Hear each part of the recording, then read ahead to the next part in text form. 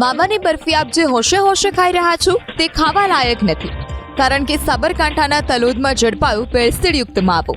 રોઝડ ગામે આવેલી ભોલેનાથ ડેરી પર ફૂડ વિભાગની ફ્લાઇંગ સ્કોડે અચાનક દરોડા પાડ્યા। તપાસ દરમિયાન ડેરીમાંથી 5.10 લાખની કિંમતનો 2548 કિલો ભેળસેળયુક્ત માવાનો જથ્થો ઝડપાયો, જેમાંથી ખૂબ જ ગંદકી વચ્ચે બનેલા 550 કિલો અખાદ્ય અને માનવ આરોગ્ય માટે હાનિકારક માવાનો સ્થળ પર જ નાશ કરવામાં આવ્યો।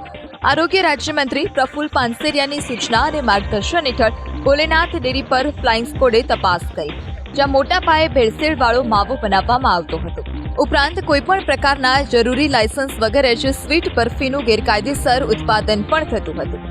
ફૂડ સેફ્ટી વિભાગે ખુલ્લા માવા અને બરફીના નમૂના લઈ તપાસ માટે મોકલી આપ્યા। આ સાથે જ ભોલેનાથ ડેરીને food safety and standard act હેઠળ ઇમ્પ્રુવમેન્ટ નોટિસ ફટકારવામાં આવી છે અને પેઢીનું ફૂડ લાયસન્સ સસ્પેન્ડ કરી દેવામાં આવ્યું। લેબોરેટરીમાંથી સેમ્પલનો રિપોર્ટ આવ્યા બાદ આ ડેરી સામે કાર્યવાહી કરવામાં આવશે।